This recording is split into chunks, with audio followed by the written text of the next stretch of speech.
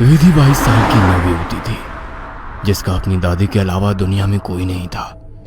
अचानक एक दिन दादी की मौत हो गई। विधि अब दुनिया में बिल्कुल अकेली रह गई थी। उसके बॉयफ्रेंड सनी के अलावा अब उसका इस दुनिया में कोई सहारा नहीं था। एक दिन विधि दादी की अलमारी खोलती है जिसमें उसे एक पुरानी बैंक की पासबुक और लॉकर की चाबी मिलती है। विधि बहुत हैरान हो जाती है। वह जानती थी दादी कितनी मुश्किलों से घर चला रही थी। फिर ऐसे में उनके पास से मिली ये लॉकर की चाबी देखकर विधि के मन में सवालों की झड़ी लग गई थी। ऐसा क्या है उस लॉकर में जिसके बारे में दादी ने उसे आज तक नहीं बताया? सवाल बहुत सारे थे जिनका जवाब ढूंढना था। दादी की डेथ सर्टिफिकेट लेकर जब वो बैंक पहुंची तो उसे दादी की लॉकर का एक्सेस मिल गया। उत्सुकतावश उसने लॉकर खोला तो उसमें सिर्फ उसे कुछ कागज दिखाई दिए। विधि कागज लेकर घर लौट आई। उन कागजों के मुताबिक मंथनपुर में एक बड़ी हवेली दादी के नाम थी। इतनी बड़ी हवेली है दादी के पास और हम सालों से इस 2 कमरे के किराए के मकान में जी रहे हैं। ऐसा क्यों किया दादी ने? खैर जो भी बात हो, अब तो ये हवेली मेरी है। मैं कल ही मंथनपुर के लिए निकलती हूँ। अगले ही दिन वो मंथनपुर के लिए निकल गई थी। बड़ी अजीबोगरीब सी जगह थी ये। मेन रोड से हवेली की तरफ जाने वाली सड़क बिल्कुल सुनसान थी। गाड़ी तो क्या, पैदल चलता हुआ भी कोई इंसान नहीं दिख रहा था। सड़क पर गहरा सन्नाटा पसरा हुआ था। सड़क के दोनों तरफ घने ऊंचे पेड़ लगे थे। इतने पेड़ पौधे होने पर भी वहां किसी भी पक्षी का कलरव नहीं था। कोई जानवर नहीं। धीरे धीरे अंधेरा हो रहा था। सड़क किनारे लगे घने पेड़ अब जंगल की तरह दिखाई पड़ रहे थे। सड़क पर फैली खामोशी अब विधि को डरा रही थी। कुछ ही देर में वो पैदल चलते हुए हवेली तक पहुंच गई थी। हवेली काफी पुरानी दिखाई पड़ रही थी। ऐसा लगता था कि सालों से वहां किसी ने पैर ही नहीं रखा। हवेली के 500 मीटर के दायरे में गिने चुने ही मकान थे और जो थे वो भी खाली पड़े हुए थे। विधि के मन में कुछ अजीब सी उथल पुथल मची हुई थी। मेन गेट खोलकर वो हवेली के अंदर पहुंच गई। अंदर का नजारा देखकर वो दंग रह गई थी। पूरी हवेली जगमगा रही थी। अंदर महंगे फर्नीचर और सजावटी सामान देखकर विधि का मुंह खुला का खुला रह गया था। अरे वाह, ये हवेली तो बहुत वेल मेंटेन्ड है। लगता है यहाँ जरूर कोई रहता है। हेलो, कोई है? कोई है यहाँ? विधि पूरी हवेली में घूमकर वहां रहने वाले व्यक्ति को ढूंढ रही थी। ढूंढते ढूंढते वो हवेली के अंदर आकर देखने लगती है। तभी एक बूढ़ी औरत ना जाने कहां से विधि के सामने आ जाती है। बूढ़ी के चेहरे पर गहरी झुर्रियां थी और कमर झुकी हुई थी। काला लबादा पहने, आधा मुंह पल्लू में छिपाए, वो औरत बेहद डरावनी लग रही थी। आउच! डरा दिया आपने। क्यों आई हो यहाँ?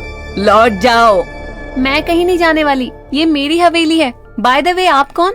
यहाँ कोई नहीं रह सकता। शैतान रहता है यहाँ। लौट जाओ। शैतान? Very funny. अच्छा, तो हवेली हड़पने के लिए ये स्टोरी बनाई है आपने? विधि कुछ कहने वाली होती है तभी वो देखती है कि बूढ़ी औरत हवेली की ओर देखकर कुछ सकपका गई है और अपना चेहरा ढकते हुए वो अचानक ही अंधेरे में कहीं गायब हो जाती है। बड़ी अजीब औरत थी।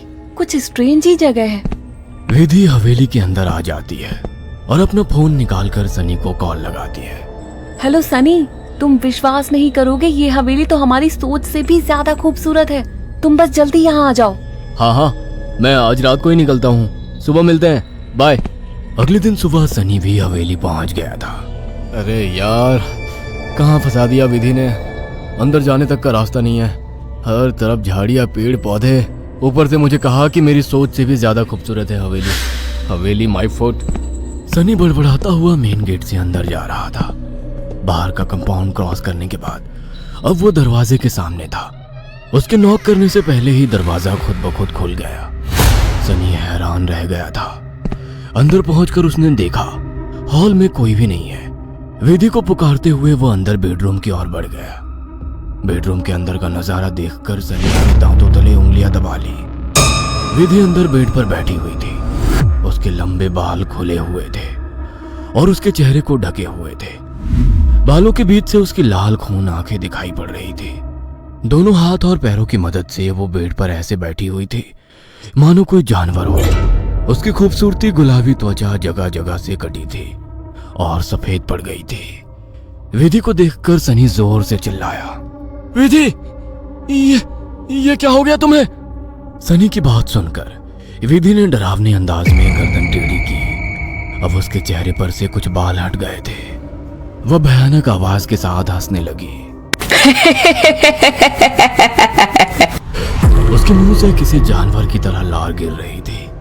अचानक ही वह पूरी ताकत से चिल्लाई। विधि के बाल हवा में उड़ रहे थे और चेहरा चीखते हुए और भी भयानक होता जा रहा था। काले दांत और सफेद पड़ चुकी आंखें आकार में बड़ी होती जा रही थी। सनी के अंदर और देख पाने की ताकत नहीं बची थी। अपनी पूरी ताकत लगाकर वो कमरे से बाहर की तरफ भागा। बाहर हवेली के दरवाजे तक पहुंचा ही था कि विधि की दर्द से भरी आवाज सुनाई पड़ी। सनी, मुझे छोड़कर मत जाओ, मुझे बचा लो। सनी, ये मुझे नहीं छोड़ेगा। बहुत दर्द हो रहा है, बहुत दर्द हो रहा है। विधि जोर जोर से रो रही थी और सनी को रोकने के लिए बोल रही थी। विधि की ऐसी दर्द भरी आवाज सुनकर सनी तड़प उठा और दौड़कर उसके कमरे की तरफ वापस आ गया। ये सब क्या हो गया विधि? ये सब क्या हो गया? मैं क्या करूं, बोलो।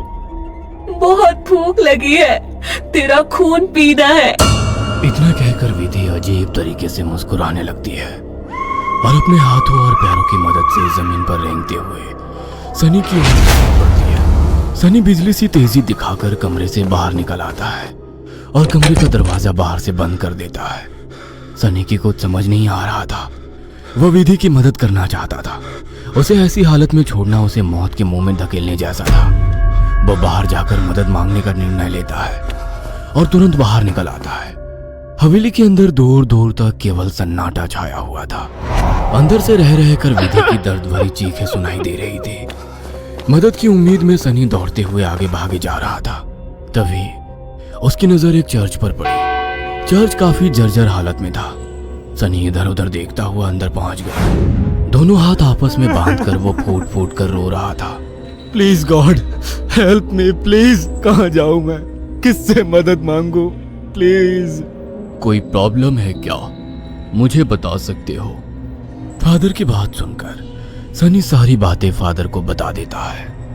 परेशान मत हो डियर, मैं तुम्हें हॉली वाटर दे रहा हूं। जाकर अपनी गर्लफ्रेंड के ऊपर छिड़क देना। God bless. Sunny holy water लेकर हवेली लौट आया था। उसने विधि के रूम का दरवाजा खोला तो वो दीवारों पर चल रही थी। उसके मुंह से खून बह रहा था और वो जोर जोर से हंस रही थी। दरवाजा खुला देख उसने टेढ़ी सी नजर से सनी को देखा और दीवार से नीचे कूदकर उसकी ओर बढ़ने लगी। सही समय पर सनी ने हॉलिव के ऊपर छिड़क दिया। एक जोरदार चीख के साथ दूर जा गिरी और एक काला सा साया कमरे से बाहर की तरफ जाता हुआ दिखाई दिया। विधि, वो चला गया। तुम ठीक हो? हाँ, वो चला गया, लेकिन अब वो अकेला नहीं आएगा। वो बुढ़िया सही कहती थी, ये घर नहीं शैतान का बसेरा है। यहाँ एक नहीं 5 शैतानी ताकत है। जल्दी चलो विधि, हम यहाँ से दूर निकल जाएंगे। सनी विधि को सहारा देकर ले जाने लगता है। तभी विधि की आंखें पलट जाती है और वो सनी को दूर धकेल देती है। सनी जाकर दीवार में टकरा जाता है। तभी फादर वहां आ जाते हैं। मैं जानता था यहाँ एक नहीं बल्कि कई शैतान है जो तुम्हें नुकसान पहुंचाने की कोशिश जरूर करेंगे। तुम्हारी दोस्त पोजेस्ड है, यह आसानी से उसका शरीर नहीं छोड़ेंगे। मुझे ही कुछ करना होगा। फादर हॉली वाटर को विधि पर छिड़कते हैं जिससे कुछ पल के लिए शैतान कमजोर हो जाता है। उसी समय वे दोनों उसे बेड से बांध देते हैं। उसके बाद फादर प्रेयर बोलने लगते हैं और वाटर की कुछ बूंदें उसके ऊपर गिराने लगते हैं। विधि पूरी ताकत लगाकर चीख रही थी। फिर कुछ देर बाद अचानक उसने चीखना बंद कर दिया। भयंकर सी आवाज में उसने कहा, ये मेरा शिकार है, तुझे क्या लगता है इसे बचा लेगा? इसके बाद विधि ने झटके से अपने दोनों हाथों पर बंधी रस्सी को खींचकर तोड़ दिया और अपने हाथों और पैरों को उल्टी दिशा में मोड़ने लगी।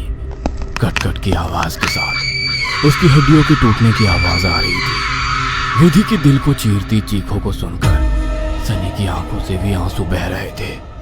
फादर ने वाटर छिड़कते हुए विधि के चारों ओर एक गोला बना दिया। अब वो उस गोले से बाहर नहीं आ पा रही थी। फादर लगातार प्रेयर कर रहे थे। अचानक कड़ाक की आवाज आई और विधि की गर्दन पीछे की तरफ घूम गई। विधि का शरीर निढाल होकर जमीन पर गिर गया। सनी पागलों की तरह विधि विधि चिल्ला रहा था। फादर के लिए इस समय सनी की जान बचाना जरूरी था, इसलिए वे उसे घसीटते हुए हवेली से बाहर ले आए और दरवाजे पर वाटर छिड़क कर वहां से बाहर आ गए। सनी अभी भी जमीन पर सिर टिकाकर फूट फूट कर रो रहा था और फादर की आंखों में विधि को ना बचा पाने की तकलीफ साफ दिखाई दे रही थी। अगर आपको हमारी ये कहानी पसंद आई हो तो इसे लाइक और शेयर करना ना भूलें। साथ ही ऐसी और नई कहानियों के अपडेट्स पाने के लिए हमारे चैनल अक्षु टीवी को जरूर सब्सक्राइब करें।